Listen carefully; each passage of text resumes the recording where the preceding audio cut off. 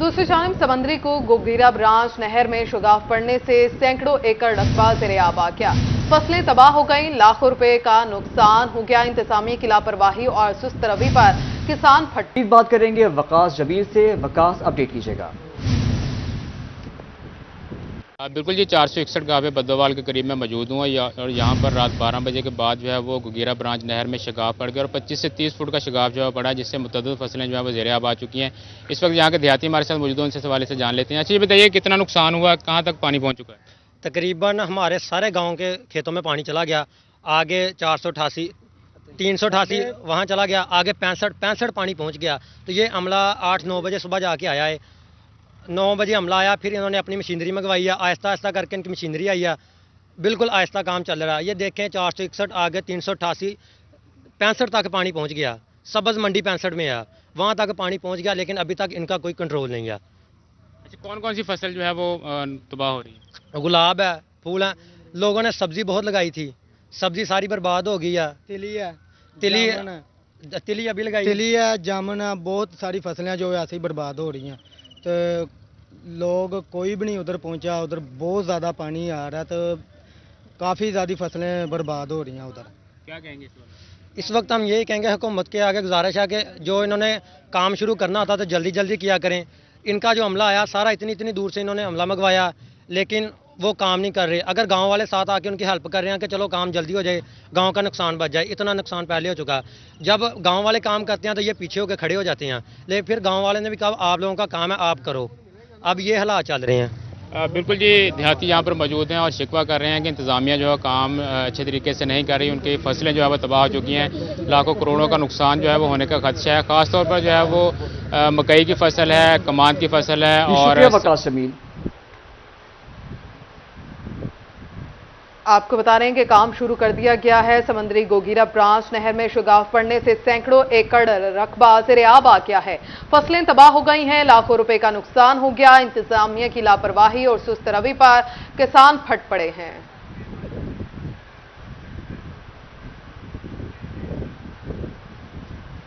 World bank टीमों के दौरे भी कारआमद साबित न हुए। जंग में लारी अड्डे की अपग्रेडेशन पर काम शुरू न हो सका। दाखिली रास्तों पर सीवरेज का पानी जमा हो गया। इसी पर बात करेंगे वसीम अजीज से। वसीम, बताइएगा कि क्या वजह है कि अब तक ये मसला हल नहीं हो सका? जी बिल्कुल, जंग शहर में सेवरेज का मसला जो है वो संगीन सूरत हाल इख्तियार कर गया है। लारी अड्डा में जो है वो वर्ल्ड बैंक की जानिब से दौरे किए गए थे। लारी अड्डा की अपग्रेडेशन के लिए जो है वो काम शुरू होना था, लेकिन वो भी ना शुरू हो सका। ताहम इसका जो दाखिली रास्ता है इस पर सेवरेज का पानी जमा हो गया है, जिसके बायस यहाँ से गुजरना जो है वो शदीद दुश्वार हो गया है। मेरा कैमरामैन अरबाब अहमद आपको दिखा सकता है कि इस टाइम हैवी ट्रैफिक यहाँ से गुजर रही है और जिसको यहाँ से गुजरने में शदीद मुश्किलात का सामना करना पड़ता है। इसी के साथ जो मुसाफिर हैं, जो रोजाना की बुनियादों पर लारी अड्डा में आते हैं, उन्हें भी शदीद दुश्वारी का सामना करना पड़ता है। सेवरेज का पानी जमा होने से जो है वो शहरी परेशान है। मेरे साथ कुछ शहरी मौजूद हैं, इनसे बात करते हैं। सर बताइएगा, यहाँ से गुजरना होता है, किस कदर मुश्किलात का सामना करना पड़ता है? यहाँ हर किस्म की मुश्किलात का सामना करना पड़ता है। अक्सर कपड़े भी गंदे हो जाते हैं और किस्म की बहुत ही मुश्किलात है जो हमें सामना करना पड़ता है। इसलिए कभी हम इस रास्ते से चले जाते हैं और रास्ते है नहीं इस जगह जाने के। अभी जा रहा हूँ बच्चों को लेने, जो पेपर देने गए थे मेरे भाई और भाई ने 2-3 है, उनको लेने जा रहा हूँ और बहुत सी मुश्किलात यहाँ पेश आती हैं पानी की वजह से। इसलिए हुकूमत से बहुत सी मुश्किलात जो है यहाँ पर पेश आती हैं। मेरे साथ कोई रिक्शा ड्राइवर भी मौजूद है, इनसे बात करते हैं। सर बताइएगा, डेली की बुनियादों पर यहाँ से गुजरते हैं, किस कदर मुश्किलात का सामना करना पड़ता है? ये बहुत तंगी होती है यहाँ पर, जो ट्रैफिक जाम हो जाती है, कोई इधर से गुजरता है, कोई उधर से गुजरता है, तंग होते हैं। गली में से भी रास्ता नहीं होता, गली में टपते हैं, गली वाले गली बंद कर देते हैं, तो यहाँ से भी बहुत तंगी होती है। जी बिल्कुल, यहाँ पर जो है वो गुजरना शदीद मुश्किलात है। ट्रांसपोर्टर हजरात की जानिब से ज़िले इंतज़ामिया से शिकवा किया गया है कि वो हैवी टैक्सेस वसूल कर लेते हैं लारी अड्डा की मद में, लेकिन इसके बरअक्स यहाँ पर सहूलियात फराहम नहीं की जाती। ट्रांसपोर्टर की जानिब से ज़िले इंतज़ामिया से गुजरने में शदीद मुश्किलात है। वसीम अजीज आगाह करें तो बहुत शुक्रिया आपका। किराया जात की अदम फ्राहमी पर आयरन मार्केट फैसलाबाद में सहूलत बाजार बंद करा दिया गया। म्यूनिसिपल कॉर्पोरेशन ने एक्शन लिया, इस्तगासा दायर कर दिया। आपको बता रहे हैं कि किराया जात की अदम फ्राहमी पर आयरन मार्केट फैसलाबाद में सहूलत बाजार बंद कर दिया गया है। म्यूनिसिपल कॉरपोरेशन ने एक्शन लिया, इस्तगासा दायर कर दिया गया है। आपको अपडेट कर रहे हैं, किराया जात की अदम फराहमी पर आयरन मार्केट फैसलाबाद में सहूलत बाजार बंद करा दिया गया। म्यूनिसिपल कॉरपोरेशन ने एक्शन लिया, इस्तगासा दायर कर दिया गया है। आयरन मार्केट में सहूलत बाजार बंद, किराया जात की अदम फराहमी पर बाजार बंद करा दिया गया है।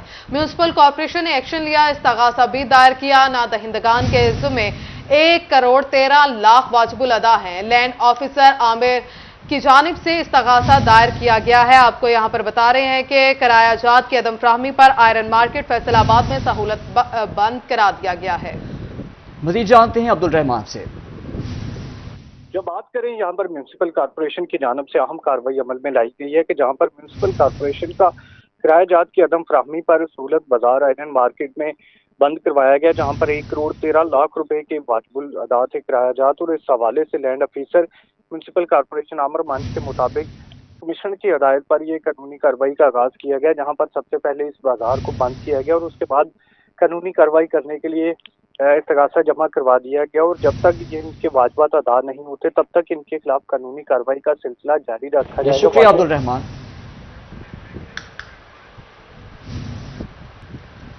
डिप्टी कमिश्नर फैसलाबाद अली अनान कमर का जनरल अस्पताल हसीब शहीद कॉलोनी का दौरा, 100 बेड जल्द फाल करने की नवीद सुना दी। मजीद जान लेते हैं अज़ादार हुसैन से। अज़ादार बताइएगा कि क्या कहना है डिप्टी कमिश्नर का इस हवाले से। आज बिल्कुल डिप्टी कमिश्नर अली अनान कमर ने आज फैसलाबाद जनरल अस्पताल हसीब शहीद कॉलोनी का विजिट किया है। हमारे साथ मौजूद हैं, उनसे जानते हैं क्या कहेंगे। जी सर, क्या कहेंगे विजिट से? जी बिस्मिल्लाहिर्रहमानिर्रहीम। आज का विजिट बेसिकली दो मकसद थे। एक तो हमने पोलियो की टीमों को चेक करना था कि वो उनका काम कैसे कर रहे हैं, और इस हॉस्पिटल की अपनी जो सफाई सुथराई है उसका फंक्शन है वो देखा है। लेकिन साथ साथ आप देख सकते हैं कि एक 3 मंजिला हॉस्पिटल है जिसके ऊपर वाले 2 मंजिलें काम नहीं कर रही, फंक्शनल नहीं है। तो उसको जल्द से जल्द चालू करने की डायरेक्शन है सीएम साहब से भी और गवर्नमेंट की तरफ से भी। उसमें प्लान कर रहे हैं कि जैसे ही जून गुजरता है उसके बाद पैसे लेकर तो कम से कम हम एक फ्लोर को मज़ीद चालू कर सके, क्योंकि इसकी ओरिजिनल कैपेसिटी 250 बेड की है और अभी तक तकरीबन 30-40 बेड इसमें लगे हुए हैं। तो हम चाहते हैं कम से कम 100 बेड तक इसको ले जाएं ताकि लोगों को ज़्यादा सहूलत मिल सके। सर 2014 का मनसूबा है, 2016 में मुकम्मल होना था, फिर 2017 का टाइम दिया, फिर 18, अब 2023 भी गुजरने वाला। कहा गया था मार्च में अस्पताल मुकम्मल तौर पर फंक्शन होगा, अब मार्च में गुजर गया, अब जून जुलाई में। जी वो आपके सामने कुछ सूरत ऐसी रही है, खास करके जो सियासी हालात चल रहे हैं इलेक्शन की वजह से। लेकिन ये कि जो भी इंटरिम गवर्नमेंट है हमारी, उसमें कोशिश यही है कि कम से कम एक फ्लोर को जल्द से जल्द चालू कर लें और ये बेड को 30 से उठा के 100 बेड तक ले जाएं। कोशिश की जा रही है कि 100 बेड तक जो है वो अस्पताल। आज़ादार बात करें तो बहुत शुक्रिया आपका। चिन्यूट के सरकारी स्कूलों में तरक्याती काम होंगे। महकमा स्कूल्स एजुकेशन ने सालाना स्कीम्स के तहत दूसरे फेज में 2.5 करोड़ रुपए जारी कर दिए हैं। तफसीलात जानते हैं बाबर मुनीर से। जी बाबर बताइएगा। बिल्कुल जी, स्कूल एजुकेशन डिपार्टमेंट ने सेकंड फेज़ में जो सालाना तरक्याती स्कीमों के फंड्स हैं वो मज़ीद जारी कर दिए गए हैं। Assistant director planning Mohammad Saeed हमारे साथ मौजूद हैं, उनसे बात करते हैं। सर, मुख्तलिफ 15 स्कूल हैं जिनके लिए ये फ़ंड्स जारी किए गए हैं, कितने फ़ंड्स जारी किए गए हैं और इनसे कौन कौन से तरक्याती काम करवाए जाएंगे? जी बिस्मिल्लाहिर्रहमानिर्रहीम। स्कूल एजुकेशन डिपार्टमेंट एडीपी के लिए 55 मिलियन के फ़ंड जो थे वो हमारा शेयर था गवर्नमेंट ऑफ पंजाब की तरफ से, जिससे हमने 15 स्कीमें जो हैं उनके लिए फ़ंड फराहम किए थे, जिनमें मुख्तलिफ हाई स्कूल, प्राइमरी और एलिमेंट्री स्कूल शामिल हैं। इन स्कूलों में मिसिंग फैसिलिटी के तौर पर कुछ फ़ंड हमने ब्लॉक एलोकेशन में आए थे, उसके अलावा कमरों के एडिशनल क्लासरूम के लिए आए थे और हमारे जो थे फर्नीचर के लिए कुछ आए हैं। ये सारे फंड जो हमने पहले फेज़ में हमें हाफ फंड जो 50% रिलीज़ हुए थे वो हमने तकसीम कर दिए थे बिल्डिंग डिपार्टमेंट को, जिन्होंने अपना वर्क जो शुरू कर दिया हुआ। वो फ़ंड जो अब ख़त्म हुए हैं या दोबारा हमें सेकंड रिलीज़ जो आई है रिमेनिंग फ़ंड्स की, वो भी हमने जारी कर दिए ताकि इन स्कीमों पर जो है वो जल्दी काम कंप्लीट हो जाए। बिल्कुल जी, ज़िला के 15 मुख्तलिफ कैटेगरी के प्राइमरी, हाई और एलिमेंट। जी शुक्रिया बाबर मुनीर। फेस्को ओवरटेक्सिंग और झंग में एसटीओज की खाली सीटों पर अफसरान तैनात ना कर सका। झंग सर्कल की 15 सब डिवीजन में अरसा दराज से एसटीओज की तैनाती ना हो सकी। मामला जूनियर स्टाफ के स्पोर्ट कर दिए गए, कारकर्दगी मुतासर होने लगी। झंग सर्कल में एसटीओज की 29 सीटें मंजूर शुदा, 15 सीटें खाली निकली।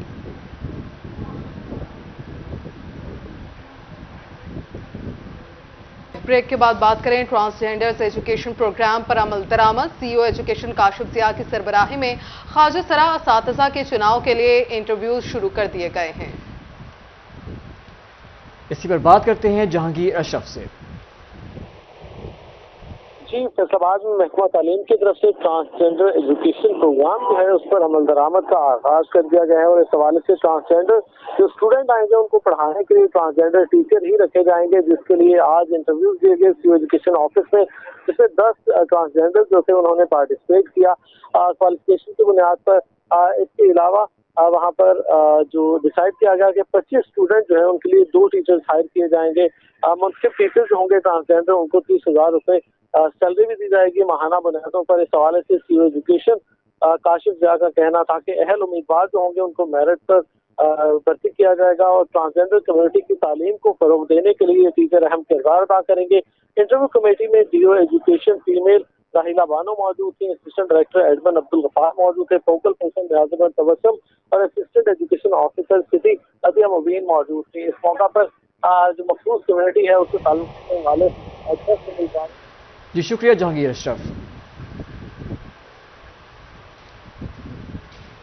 एंजल्स इंटरनेशनल कॉलेज फैसलाबाद में साइंस सिंपोजियम, तलबा ने शानदार वर्किंग मॉडल्स तैयार किए। इसी पर बात करते हैं जहांगीर अशरफ से। जहांगीर बताइएगा।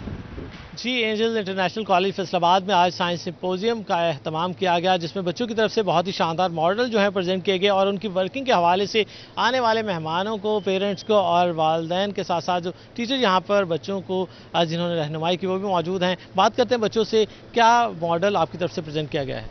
Today is our science symposium and our subject is Mughal studies. Today we are presenting hydraulic arms. We use 4 pairs of fringes to present the arm. These 4 pairs of fringes control the arms. 2 pairs of fringes is used to rising and lowering the arm, and 1 pair of fringes is used to close and open the gland, and 1 pair of fringes used to move the arm at 90 degrees. Thank you.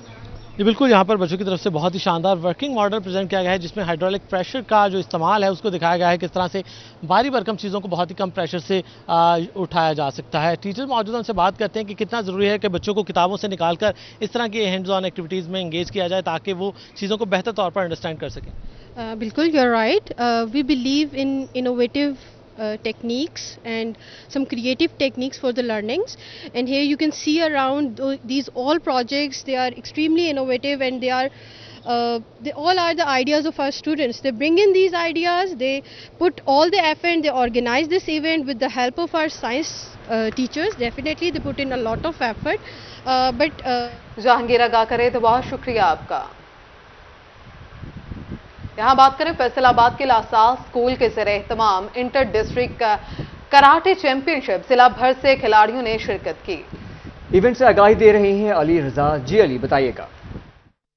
जी बिल्कुल, LaSalle school में inter district school karate championship का इनेकाद किया गया, जिसमें 9 स्कूलों ने जो है वो शिरकत की और तलबा ने मार्शल आर्ट्स और कराटे के खूब जो है वो अपने जौहर दिखाए। स्पोर्ट्स इसमें से मौजूद हैं, डायरेक्टर उनसे बात करते हैं। अच्छा, क्या कहेंगे इस हवाले से कि ये जो एक्टिविटी है कितनी ज़रूरी है स्कूल लेवल पे भी करवाना, और कराटे में भी कितनी दिलचस्पी है बच्चों की?